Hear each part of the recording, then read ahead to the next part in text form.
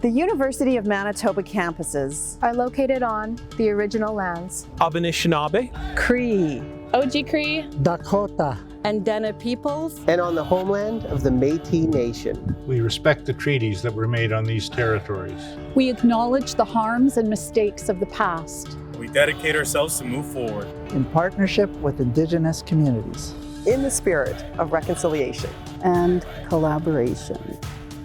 The Community Service Award recognizes graduates who have had a transformative impact on those in their community, either on the local, national, or international level.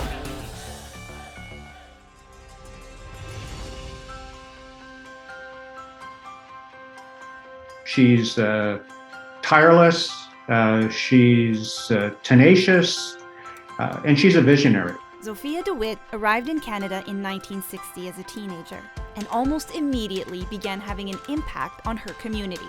An educator for over 30 years, Zofia worked with the Government of Manitoba to develop programs to promote multiculturalism and to bring a more culturally inclusive curriculum into schools. Through the Manitoba Ethnocultural Council, we sat around the table. We shared concerns about education, about resettlement, about immigration, about employment, all these kinds of things. We found a common ground, and then we advised the minister regarding those issues that were important to us. Zofia was also the first woman to serve as president of the Canadian Polish Congress. Through that, I was able to also bring the community together in the 10 organizations that were members. Everybody felt that they belonged and that their voice was listened to. During her tenure as president, the Canadian Polish Congress established the Polish Studies Endowment Fund at the University of Manitoba, which to date has raised almost $1 million to fund the Polish Studies program at U of M, the only school in Western Canada to offer such a program. Back in 1994, $1 million was a terrifically huge amount.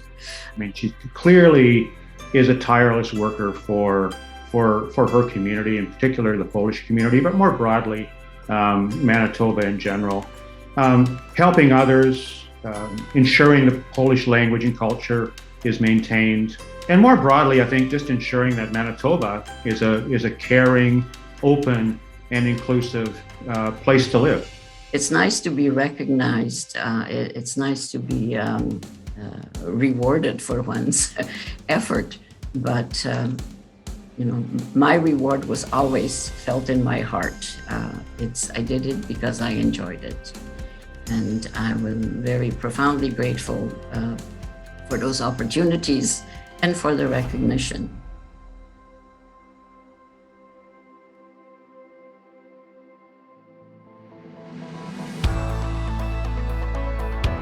I am an artist, I am a mother, I am a sister, an auntie, and also an art educator and community support in the school division I work in. Lita Fontaine has been creating art and breaking barriers for decades, creating pieces that give voice to the experience of Indigenous women in Canada.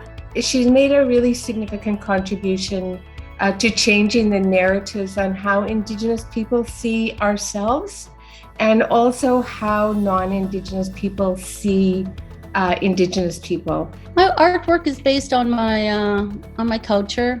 I grew up with things around me that I come to recognize as what is Indigenous and how it influences my work. Growing up in the North End, there wasn't very many or any arts programs for an Indigenous young girl. I realized that I had to go out and find support.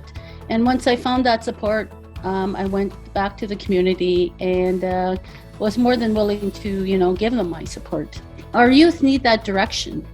And that's how I feel like I'm making that connection and staying in that connection with my community. In 1996, Fontaine co-founded the Urban Shaman Contemporary Art Gallery in Winnipeg, one of the first Indigenous art centers in Canada. Urban Shaman was basically created for Indigenous artists in Winnipeg. And the vision at the time was to find a place so we can go and discuss our art and our art forms with other Indigenous artists.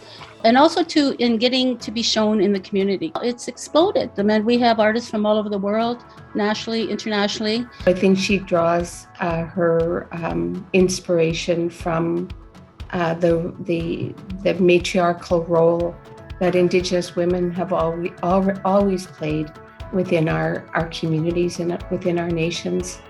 I worked with Art City, Boys and Girls Clubs, different schools in the North End. I had the opportunity to get recorded for a Sesame Street segment.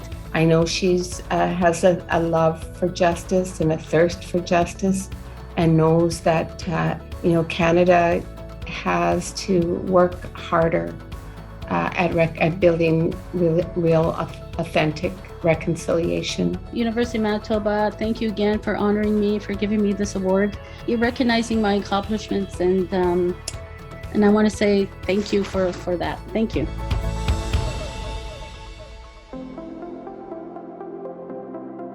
By day, I'm a father, a husband, a business person. I am very involved in the community. I'm very proud Winnipegger, proud Manitoban.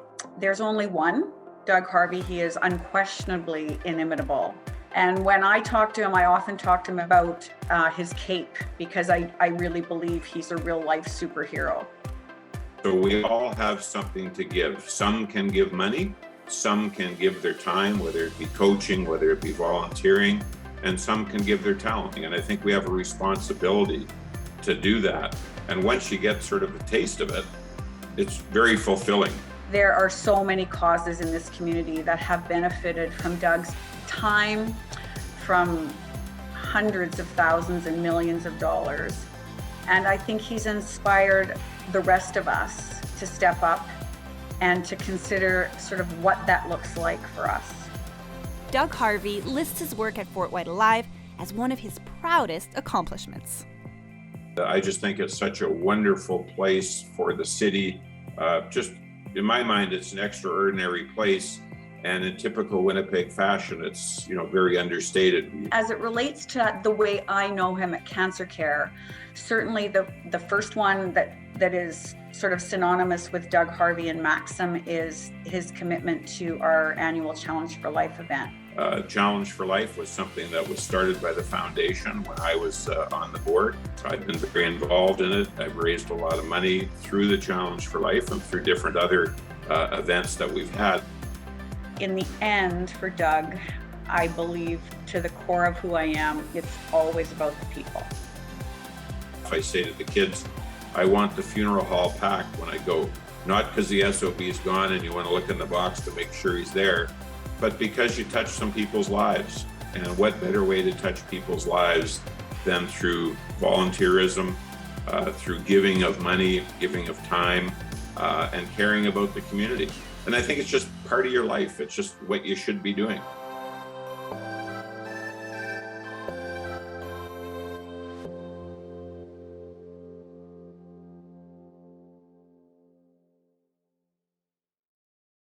I'm Anne Mahon, Chancellor of the University of Manitoba and Chair of the Selection Committee for the Distinguished Alumni Awards.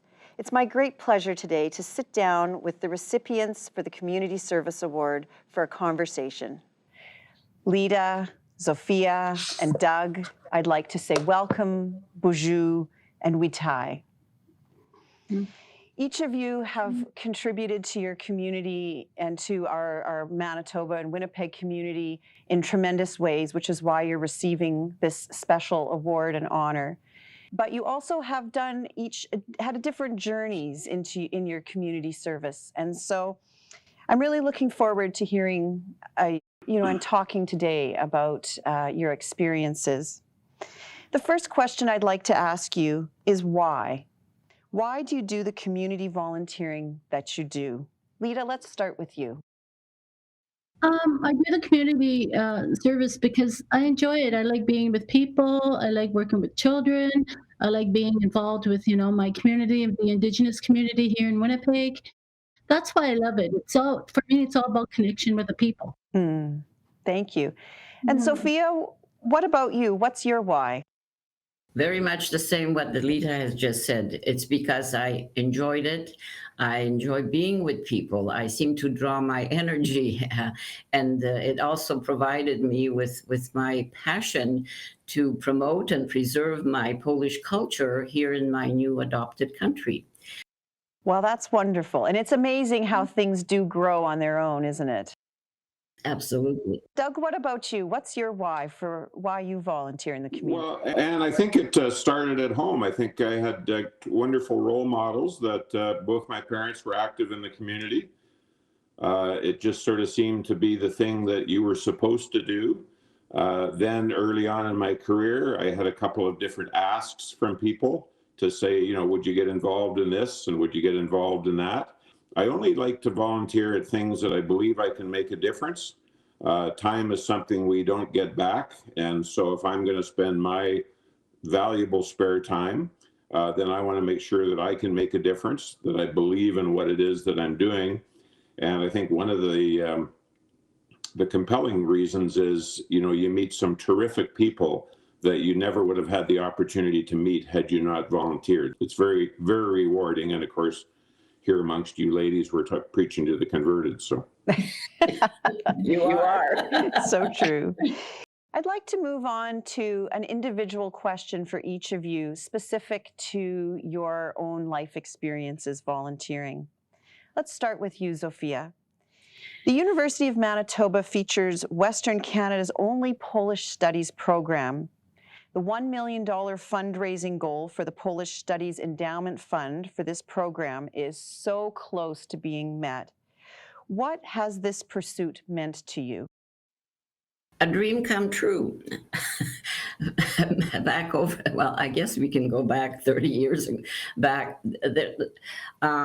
Through the years, there has been a Polish program at the University of Manitoba. And back in 1980s, when I became president, the Canadian Polish Congress was providing financial support, yearly financial support for the course to be provided. However, situation was changing. The situation regarding the financial status of the Congress back in the mid-80s and towards getting closer to the 90s, we were supporting the program at $99,000 a year. However, we were losing our major sources of financial support. In order for the program to continue on the basis that it was being financed wasn't going to be possible in the future. And the only long-term solution that I could see was the establishment of an endowment fund, and then the interest from the fund would be used to fulfill the financial obligation on a yearly basis. However, back in 1994, along with Dr. Curry, we decided that a $1 million fund would be sufficient to finance a full-time position. And we, of course, had over the past years, not only students of Polish background taking the Polish courses, but other students who were interested in learning about Polish history or plan to travel to Poland. World is now open, and learning another culture, another language is of great benefit to anyone who's interested. So Yeah. all this sort of motivated and contributed and continued to encourage me personally to keep going to reach that goal. And now I realize 1 million's not enough. We need more. So on you'll go as you continue We'll just have to keep going, whatever it takes, to ensure that the program exists and the opportunity for all students who are interested and want to learn can learn. Well, I admire your tenacity and your focus, Zofia. Thank you. Lita, a question for you. You say everyone has a special gift, visual arts, performance, music, and these gifts are medicines. You have said that your art is your medicine. Tell us more about what you mean by medicine. To me, it is my place of refuge. It is where I center, it is where I need to think things out. It is my safe place. It is my creative place, my spiritual place. it's my medicine, because some days I get very busy with kids or I get very busy with my life, that I need to go to this space, which is, where I make things, I center. So that is my medicine, is to get into that space. When you co-founded the Urban Shaman Gallery in the 1990s, did you already understand that art is medicine, or have you learned this over time? I've learned this over time. When I was a little girl, I knew when I was 8 years old, I was going to be an artist. It was actually instilled for me from a teacher. I had an opportunity to draw a picture on the chalkboard, and it was Snoopy. And I did a really good job, and everybody clapped. So at that beginning, that's when I knew I enjoyed that gratitude that was given to me, and I wanted to, follow my gift. And it was a teacher who did it. But yeah, and then when it came to urban shaman, I mean, the vision of working in the arts was there. There was a Louis Ogama, who is the visionary of urban shaman, shared his vision with three other artists, or four. There was John Schneider, Liz Behrens, Lita Fontaine, and myself.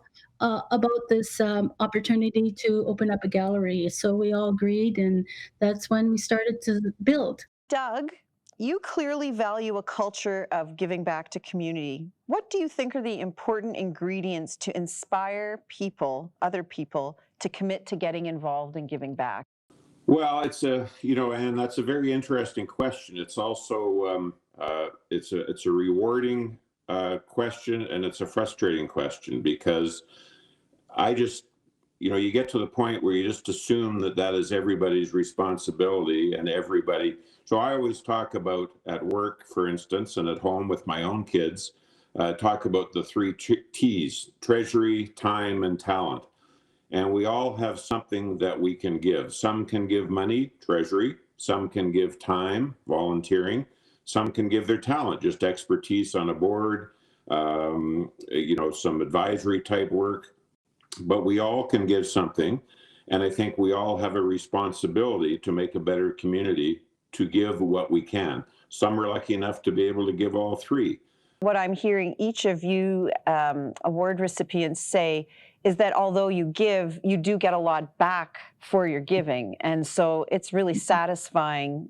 It's a responsibility, but it also is really satisfying, because you all really love what you do. I can tell that you do. A question about the University of Manitoba. You're each such strong community-focused people. What do you think the University of Manitoba means to your community? Let's start with you, Zofia. Well, I see it as a vehicle by which we can perpetuate, promote, and preserve our Polish culture. I mean, having the program of Polish Studies at the university will ensure that future generations, and not only, this is only one aspect of the university. Looking at it more globally, I feel the university has a tremendous responsibility in developing and nurturing future generations of people. So on a personal level, and on a more community-based level, the university is something that we as a society cannot do without. Lita, what about you? What do you think the University of Manitoba means to your community? I think it's a place to go and get educated, of course, but it's a place to go and get direction. We need direction in our life. And it's a place where we can meet people, other people of kind-minded, who are, have the same passion for what you believe in, going to art school, we all have a place and a passion to create. So that's what I thought the University of Manitoba left with, or as their responsibility to me as an artist, but possibly for other artists as well, developing artists. And I think there was also a place for me to feel safe, and especially when there were times I needed some support in what I was making. It was very supportive that way.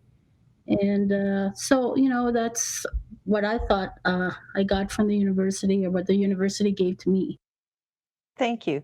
Doug, any final thoughts to add? Well, Anne, I don't know that any of us sit around and think what until we get to this question, what the university does for us. But, when you reflect back, you think the nurse that treats you, the doctor that treats you, our civic leaders, our corporate leaders, our leaders in social work, most of them will have a U of M degree behind them. And so if you just said, if that university didn't exist, what might our community look like? And it would be very, very different. Personally, for me, university meant, aside from getting a formal education and hopefully continuing to use some of the things I learned, was relationships. When you get into a faculty, whether it be art, whether it be nursing, whether you're now into a faculty with people that are in that faculty because they have the same interest. I also wanted to mention too that I grew up with the notion that education is our buffalo. And the University of Manitoba gave me the tools to sustain myself, just like the buffalo had for our people. There are certain things we got from the buffalo to, for our life. But also, I kind of see the education is our buffalo, and going to the university and getting those tools and learning those techniques just helps to sustain myself as an artist. I want to thank you each. I want to congratulate you as we're celebrating you and your accomplishments and all your life's work for the community that you've done. And to thank you for honoring the University of Manitoba by agreeing to receive your award.